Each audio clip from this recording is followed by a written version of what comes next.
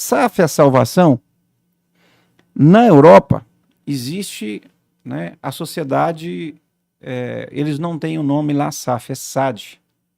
Sociedade Anônima Desportiva. Tem muito tempo. Tem casos de sucesso e tem casos de muito insucesso. Agora, para muita gente, aí a SAF pareceu uma salvação. O Atlético precisa, a meu ver, de organização, planejamento e não necessariamente de SAF. Só que tem um composto em clube que é um composto perigoso, que é vaidade, que é eu querer e meu grupo ser. É administração, é não ter gestão. Isso a SAF pode trazer para o mundo esportivo. Mas o que está sendo feito no futebol brasileiro, e alguns clubes não precisa, porque todo mundo hoje está falando assim, o Atlético precisa por causa da dívida dele. O Atlético precisa por causa da dívida dele. Aí escorreu, fez a lei 1493, vão passar todo mundo e tá lá, não sei o quê. Não, mas eu tenho tantos anos para pagar. Pera aí, amigo, você tem que estudar isso muito. Foi o que nós fizemos e o Atlético fez em estudar a questão da independência. Estudar, ver como tá, ver o assunto. Eu tive na audiência da Assembleia de Minas, eu fui convidado a falar lá sobre PPP, isso em 2014, depois eu voltei em 2016, o Irã estava lá como deputado. O advogado X do Cruzeiro estava do meu lado, eu tinha todo o conhecimento do contrato do Cruzeiro e ele nada. Zero. Eu publiquei, o pessoal choveu e que não sei o que, xingou, não sei o que. Tá com dívida hoje de 40 milhões, praticamente. E o Atlético teria essa dívida também, se estivesse na mesma situação, talvez. Se tivesse ficado lá. É a mesma coisa de SAF, vamos analisar. Porque SAF, se eu fizer um que chama um órgão de centralização de execução, eu posso pagar em 6 anos 10% ao ano. E se eu cumprir esse requisito, se eu tiver uma execução centralizada, eu posso ter mais 4 anos para pagar os outros 40. Que não deve ser o método que o Atlético vai aderir. Não vai, porque isso precisa de uma coisa que ninguém falou, que é só aqui no podcast que nós vamos falar. O quê? Para eu entrar nesse 60%, eu tenho que ter centralização de execução. O meu credor tem que estar me executando. Porque se eu não tiver, eu não faço centralização de execução. Aí você fala, não, mas isso é muito bom. O Calil fez isso em 2010 com o Atlético. Fez a centralização de execução no trabalhista. Já era com o Zé Murilo Procópio? Não sei se foi o doutor Zé Murilo que fez. Pode ter sido, Rafael. Não lembro, 2009. É porque eu lembro que ele já fez uma fila de credores. O Lázaro chegou logo depois, mas quem estava fazendo o trabalhista... O Zé Murilo já fez algo assim no Atlético. Já fez. Passado. Mas ele fez uma centralização de dívida com credores diretamente também.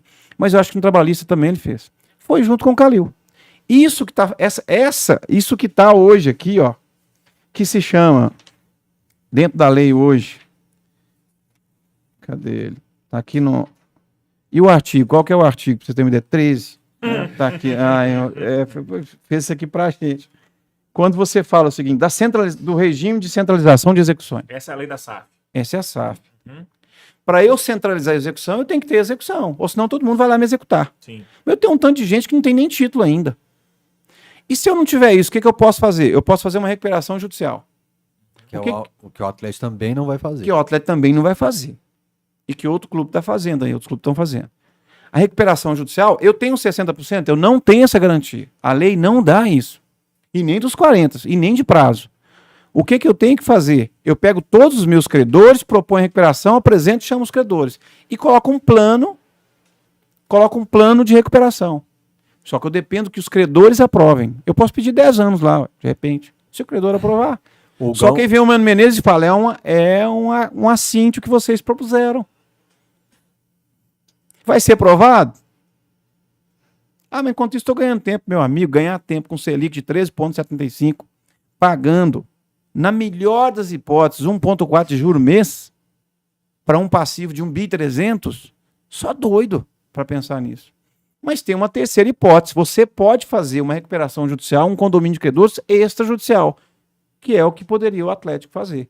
O que é extrajudicial? Eu vou chamar os credores e vou reunir esses credores e propor uma liquidação e destinar uma receita fixa para eles através do documento, reconhecer as dívidas, porque ninguém vai entrar num condomínio desse e não reconhecer. Eu vou entrar no seu condomínio. Então coloca aí, você reconhece a minha dívida no valor X.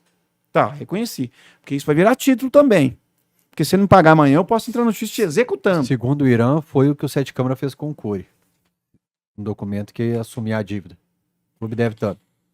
Bom, né, eu discordo em parte, porque na verdade foi uma confissão de dívida. Confissão. Tá, então é diferente, só para eu entender. Para todo mundo entender de direito, que direito parece muito complexo. É. Mas o direito, vamos resumir o seguinte. No direito eu tenho 2 estágios. Eu tenho um estágio que chama fase de conhecimento para eu reconhecer na justiça se você tem aquele direito que você quer ou não. Você bate num carro na rua. O cara fala, eu tô certo, você tá errado, vamos para a justiça. A justiça diz, você tem um direito, MB. Aí você passa a ter o direito.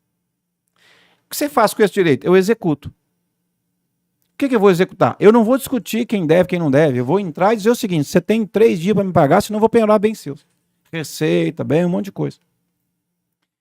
O que foi feito no caso de André? Eu confessei a dívida. Eu confesso que te devo. E um condomínio de credores de uma futura SAF vai ter que se reconhecer os débitos.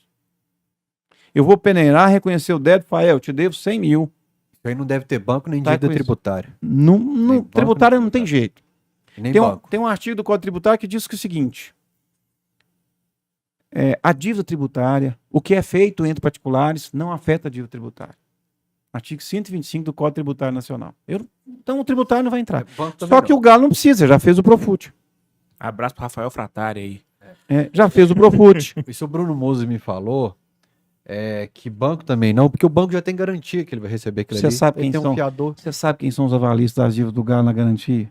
Nos bancos? Rubens Menin. Claro. E você acha que eu vou entrar no condomínio de credor pra quê? Então. Rafael, Então trabalhei em banco. O Mose falou assim, ninguém Trabalhei, vai inclusive, entrar no porque é o jurídico. Rubens Menin que tá avaliando. Eles vão receber esse dinheiro de qualquer jeito. Banco, então tributário e banco tá fora. Banco é das coisas mais organizadas e planejadas em termos de dinheiro. Não é à toa que tem os resultados que tem.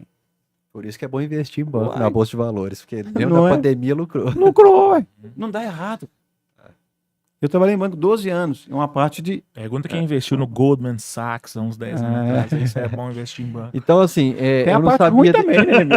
eu não sabia dessa questão, que não existe na lei da SAF o prazo, então, de 6, 10, 6 mais 4. Existe na lei da SAF, exclusivamente para o condomínio de credores, a possibilidade de pagar os 60% em 6 anos, e se eu cumprir, eu vou pagar os outros 40% e mais 4. Tá. Quando eu falo de recuperação judicial e extrajudicial, diz aqui o seguinte, o clube ao optar, judicial ou extrajudicial, se submete à lei 11.101. Que é a lei de SA. Né? Então ele vai cair, na verdade tá até errado aqui o número, é 11.105. Né? Porque o 101 trata de outra coisa. O número tá errado, mas a finalidade é a mesma. Eu vou fazer uma recuperação judicial igual qualquer outra empresa. O americano está fazendo agora. Exato. Só que eu tenho um concurso de credores, eu tenho uma ordem de credores, preferência. Aí tem o último da fila que não tem garantia nenhuma, a lei chama de credor quirografário, de quirografia, não ter para provar o papel.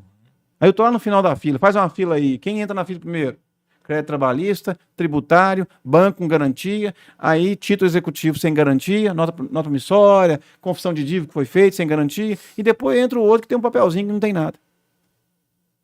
Só que esse pessoal que lida com o Atlético é gente muito bem instruída, é gente que tem profissionais de alto gabarito, que pensa cada linha, cada item, que é o que tem que ser feito com a SAF agora. Não, vamos correr todo mundo para lá que vai salvar, vão acabar a dívida do Atlético. Gente, acabar com dívida de 1,3 bi, isso não se faz da noite para o dia.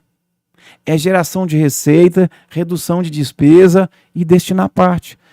Para se ter uma ideia, esses valores a cada ano, 100 milhões. 100 milhões de juros do que está lá. Então, se eu penso, bom, eu começo esse ano 2023. Se eu não fizer nada no final do ano, vai estar 1,4 bi, 1 bi 430 milhões. Correto? Vai estar nesse final. Ah, mas a SAF vai me salvar. Porque tem muita gente, eu coloquei isso no Twitter, aí veio um monte de gente e falou, ó, se você acha que vai instituir o calote, você está muito enganado. Eu mesmo acredito que tenha sido um dos primeiros profissionais a antecipar que a Justiça do Trabalho não ia reconhecer essas precedências aqui, que foram dadas. Aí tem gente aí que está fazendo aí, camisa para ministro do TST, um aqui, Ronaldo outro Fernando não fez lá. lá pro ministro. Não, eu não sei, não estou falando nada. É, Entendeu? não é essa Porque questão. isso vai chegar no TST, mas não estou falando nada, viu, gente? Tá. Eu